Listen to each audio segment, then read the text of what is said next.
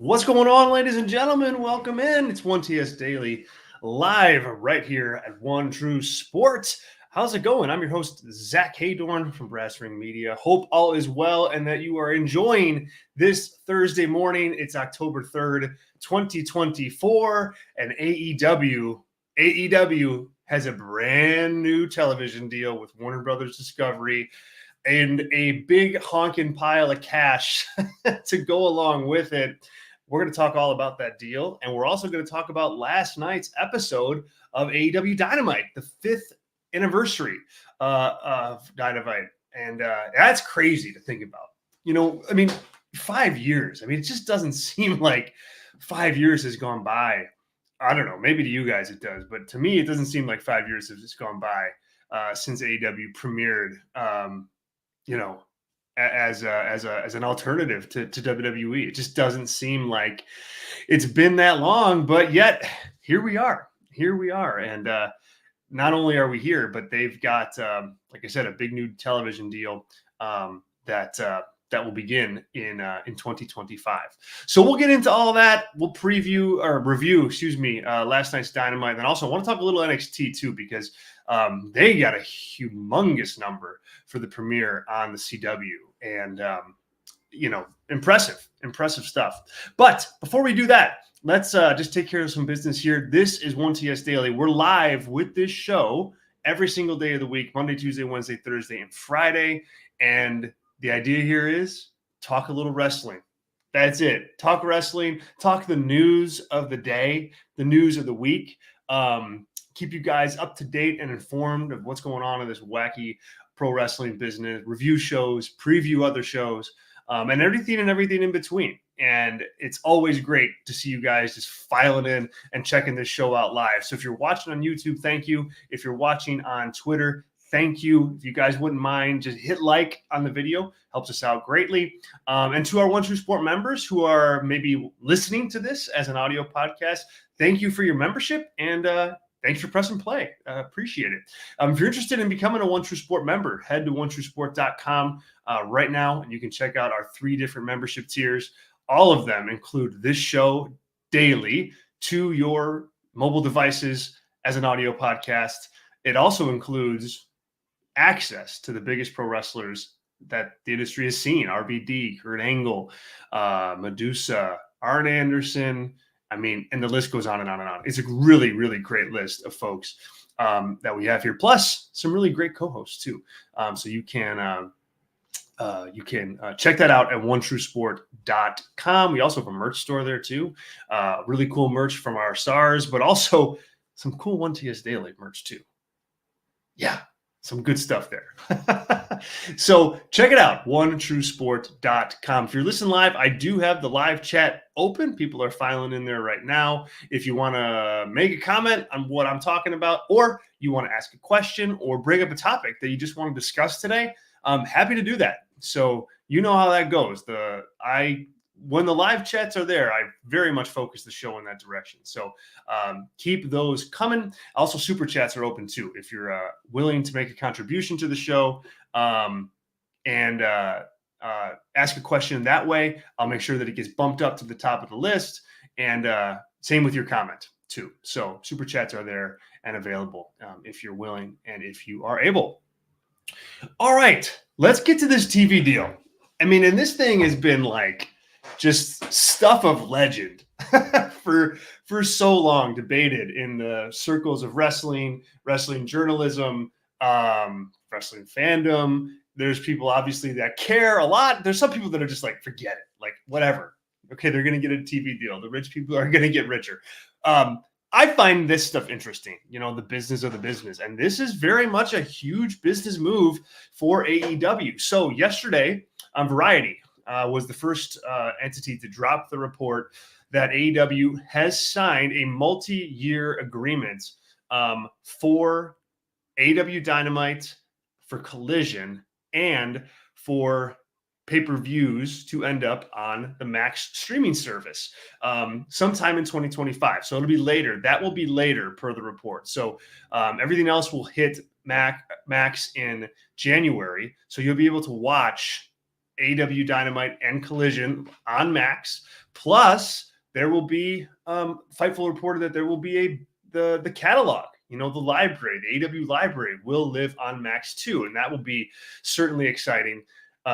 January 2025, and then of course, as I said, the pay-per-views will be added into that mix, not as a part of Max necessarily, but you will be paying a reduced price if you are a Max member and watching those pay-per-views on Max. And they didn't set a date for that. They did not announce a date for when that would happen. They just said later in 2025. So that's coming. Rampage is not part of the mix at this time.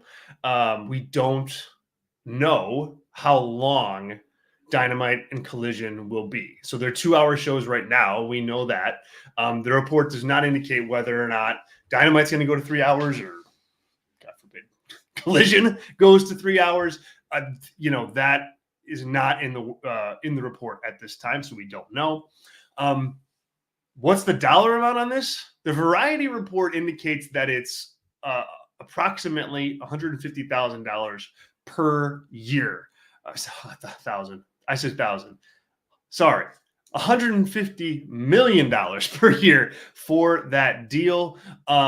Reports have come in since then from Sean Ross Sapp and others that it's really closer to $180 million per year if you factor in, like estimates for pay-per-views. So needless to say, a multi-year deal, even if that's, 3 years, let's say, that's close to $600 million that that AEW is going to make on this television deal. And I mean, it goes without saying, guys, like that this is good for AEW, right? I mean, we don't have to debate the merit of whether or not this is a good deal for them. I mean, clearly it's a good deal for them. I think it's a good deal for Warner Brothers Discovery too. I mean, they're not shelling out $1 billion like Fox had to do for WWE at one time, like Netflix is doing for WWE now. But, they're paying a bit of a premium, I think, for AEW, a product that its ratings are down, year over year, but it has value. As we said, as like the rumors came out here, being number 1, number 2, number 3, on cable for Wednesday nights, and that's important to television networks. And then there's all the other like benefits that come along with having a product like AEW. It's very consistent. Yes, it's down. It's down, but there's a consistent, 600,000, 700,000, right there. It's right there. Exactly what you're going to get for this show. And so that has value. That has a ton of value. On the AEW side, of course, the cash is good, right? I mean, Sean Ross Sapp reporting that this deal will make AEW profitable, for the first time. I mean, obviously that's huge if you're Tony Khan and you're Tony Khan's father, and you're Tony Khan's bank account, right? Like you want to make money. This is a business. So that part of this is very, very good for Tony Khan. But the other part of this for AEW that's good is that they have landed on a streaming service and they've diversified where people can find them on a regular basis if they want to. I think that's an unheralded part of the WWE deal with Peacock and kind of their resurgence right now in the last 18 months or 24 months. There's a lot of people on that streaming app that can test out their product, that can watch documentaries, that can watch old matches, that can get the new stuff, as part of their Peacock subscription. And that's new eyes that WWE has not had. And the same thing is going to happen with AEW on Max. Probably not to the same level because Peacock is Peacock. And there's just more stuff from WWE on that network. But it doesn't matter. In the end, you want to be streaming in 2024. That's important. That's where things are heading.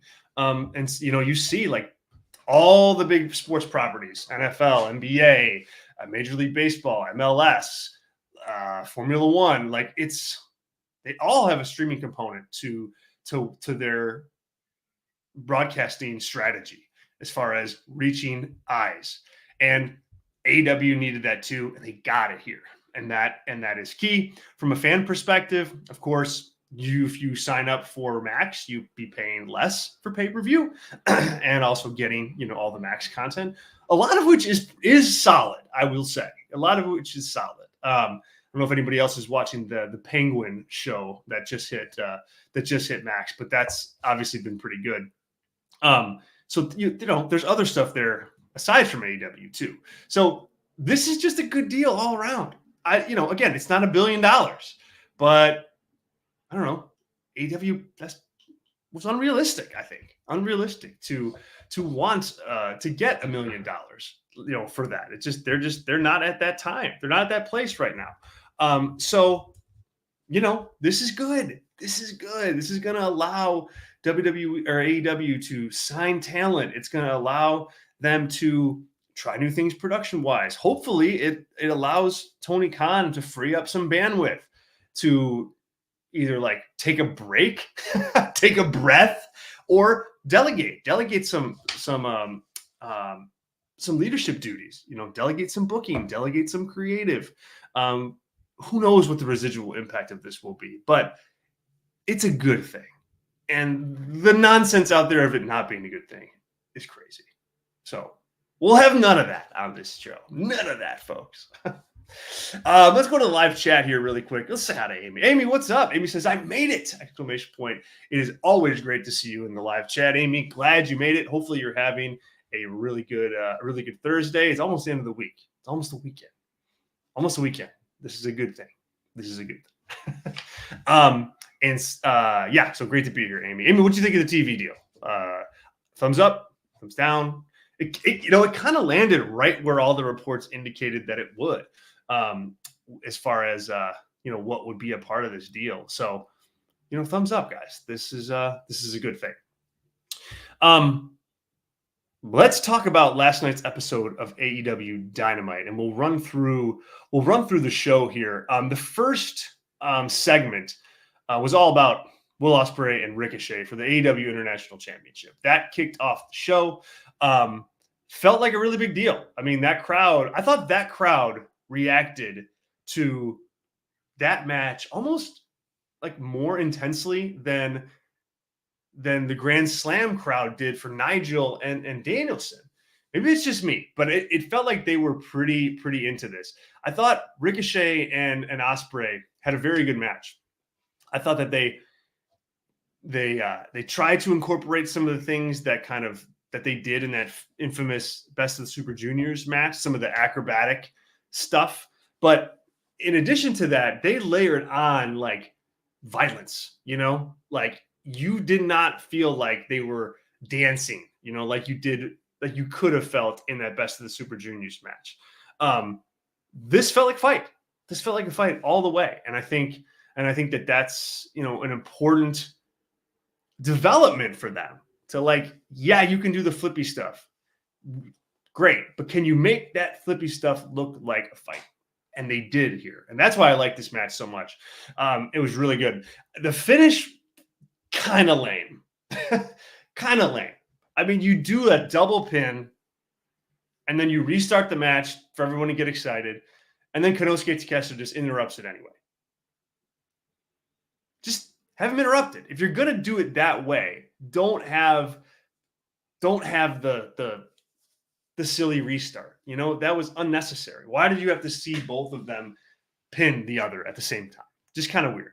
And on that note, I just would not have had him make that interruption anyway. Like, do it after the match. I think that actually works better anyway than doing it during the match. Because after the match, if he beats up both Ospreay and Ricochet, well, then both of them have a reason to want to get him back. And they still do now, but just give a clean finish, in a match this big. If you're going to promote a match this big, and tell your audience that this is an important match to seek out and to find and to watch us for. I think in those instances, you should be delivering clean finishes or cleanish finishes. And this was one of those cases for me. Ricochet doesn't need to be protected. He just doesn't. Now, I know they wanted to. The reason they did that is because they are moving to a triple threat. Ricochet versus Konosuke Takeshita versus Will Ospreay, triple threat match for the International Championship at Wrestle Dream. That's been announced.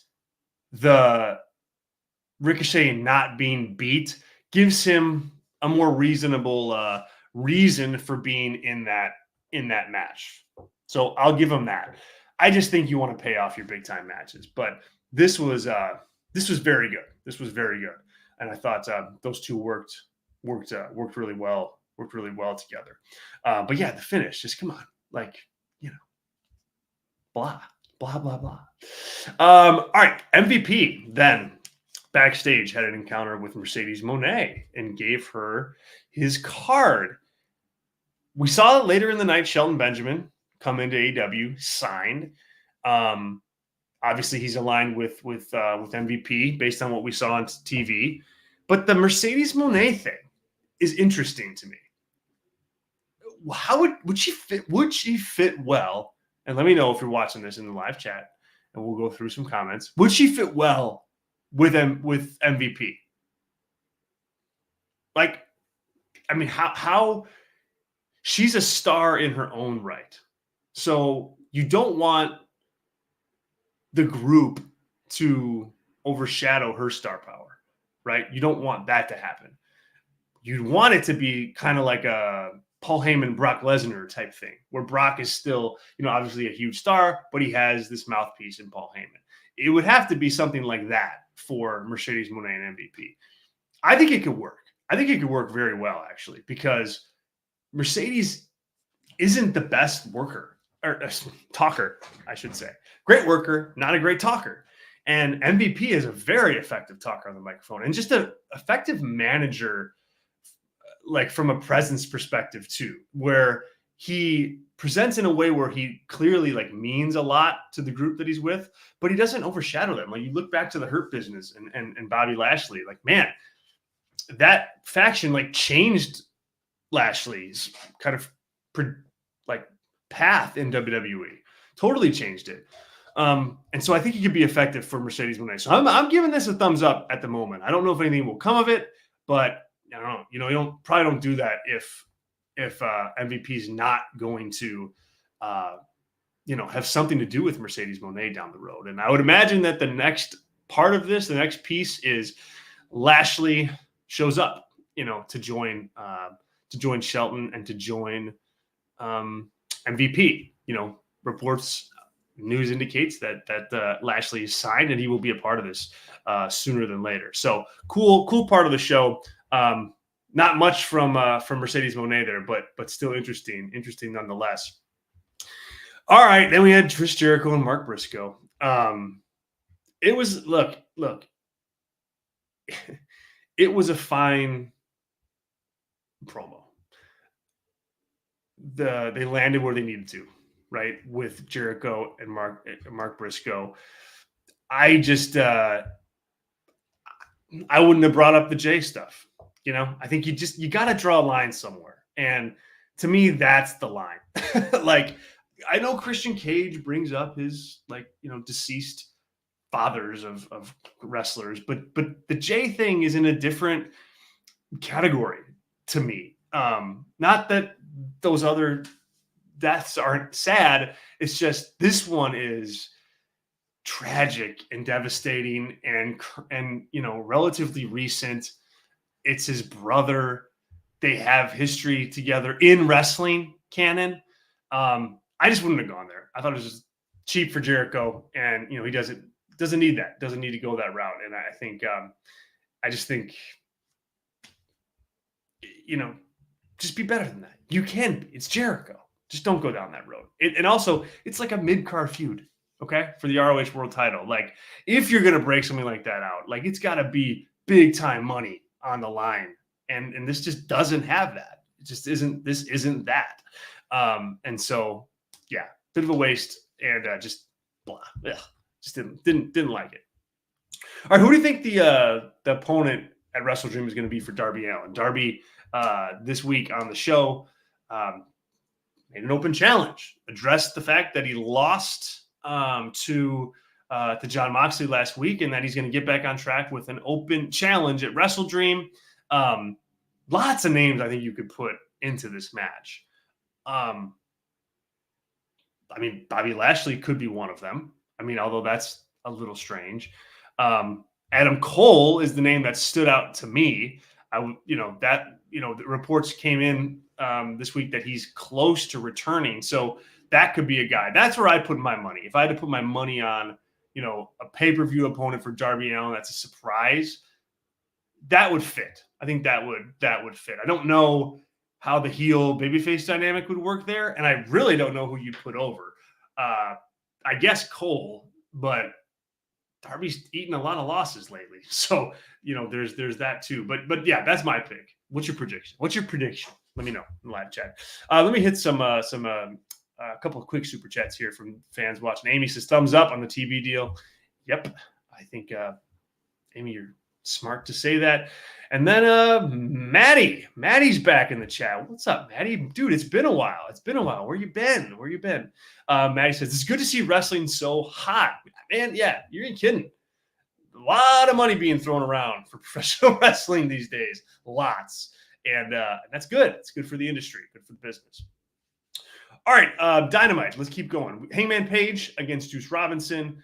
We had Hangman Page he beat Juice in about 10 minutes after Page tried to hang Juice from the ring ropes. But Jay White made his return to the company, made the save, brawled with Page, and clearly they're going to go to that match. It is good to see Jay White back. I mean, and the first part of his run here at AEW has just been a total yawner.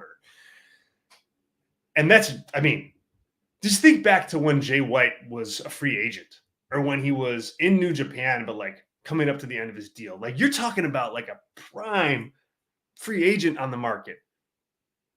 AEW got him and then didn't do much with him. He can add big time depth to the company at a high level. In the main events, top part of the roster, if you use him correctly, and they just haven't to this point. This is a good start for him returning. I think people want to cheer him right now, and he's a good opponent for Adam Page. So this is a good place to go, but you got to get him involved in something serious, something important. I think eventually, of course, you want him to be a heel. Like that is where he is, chef's kiss. But right now the audience wants to cheer him. So it's good that they brought him back the way that they did. Excited to see that match. They haven't announced it for the pay-per-view, I don't think, at least when I checked this morning. But I'm sure that's coming. That's coming pretty quick. All right.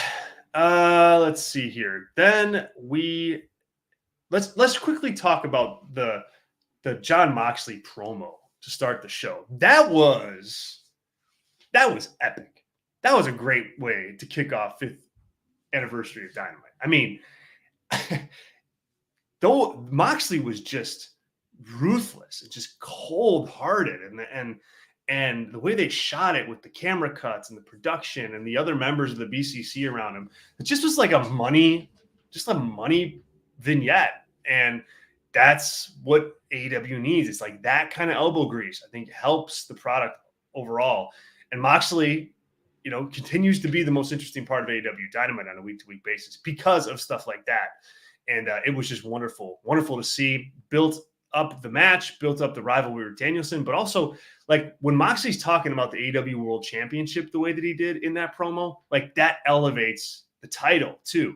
And that's always good, no matter who you are. That's good. You want the AEW World Championship to be at the top of what everybody is after in that company, and Moxley was able to frame it that way with this promo. So awesome stuff there.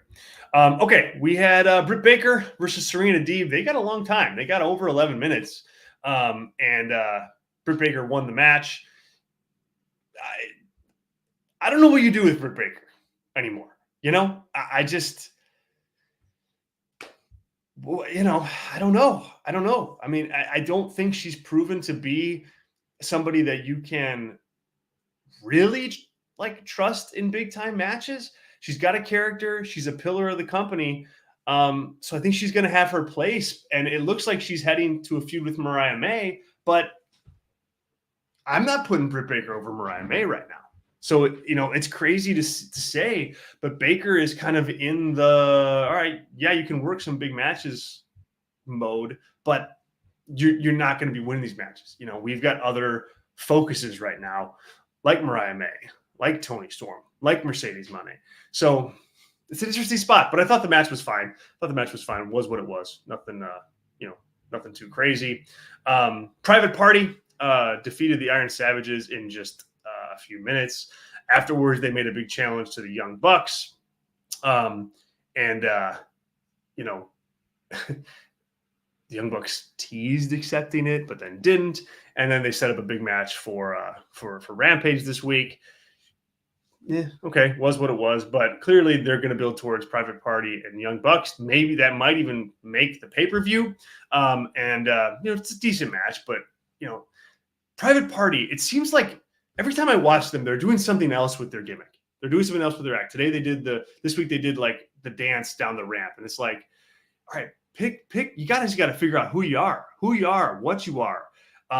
So the audience can invest. And I just, it's too all over the place. And I don't have any problem with trying new stuff, but you got to land somewhere at some point. And so yeah, they're talking a big game about having beat the Young Bucks, and they did. I still think the Young Bucks win at the end here. This doesn't seem like a crowning moment for Private Party to me. And then we had the World Championship on the line, along with the AEW Continental Championship. Kazuchika Okada against Bryan Danielson. Okada's title on the line for just the first 20 minutes. This was a good match. I thought I just think that it was flatter than their other matches. I think a lack of build hurt that. I think, when you've got two titles on the line in this way and you have Bryan Danielson as world champion, like fully embroiled in another feud with the title on the line there, it pulls all the drama out of something like this, because you knew Bryan Danielson was going to win, or it was going to be some kind of shenanigan schmaz finish.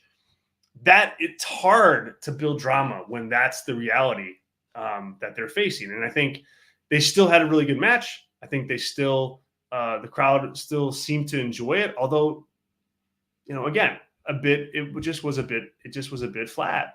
After the match, you had the showdown with Jon Moxley. I thought Jon Moxley cut a nice promo on Danielson.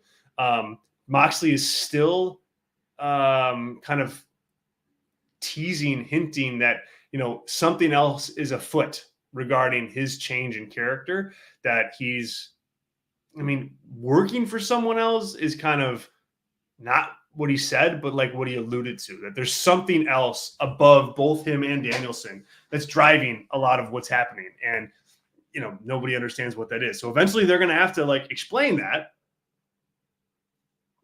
Eventually they're going to have to explain that. Eventually they're going to have to get to that and pay that off. Maybe it's on the pay-per-view.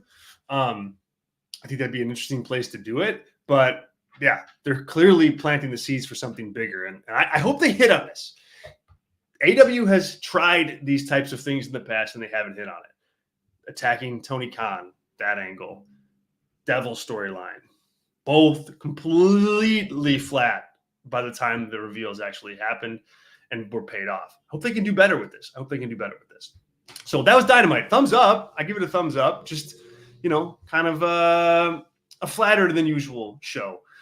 But still a fun watch top to bottom, and some good developments for Wrestle Dream too. We got Adam in the chat here says, too late. This deal should have happened after they dominated the UK. Now they're playing second fiddle to the WWE launching on Netflix. Yeah, I disagree. Like, I don't think they are second fiddle. They're not playing second fiddle. They are in second place, firmly in second place. And they got a second place type deal. You know, they didn't get $1 billion. They're not on Netflix. They're on a kind of a tier 2 streaming service with Max. But yeah, I mean, the deal happens when it's supposed to happen. And they got, I think, a deal that makes perfect sense for both sides.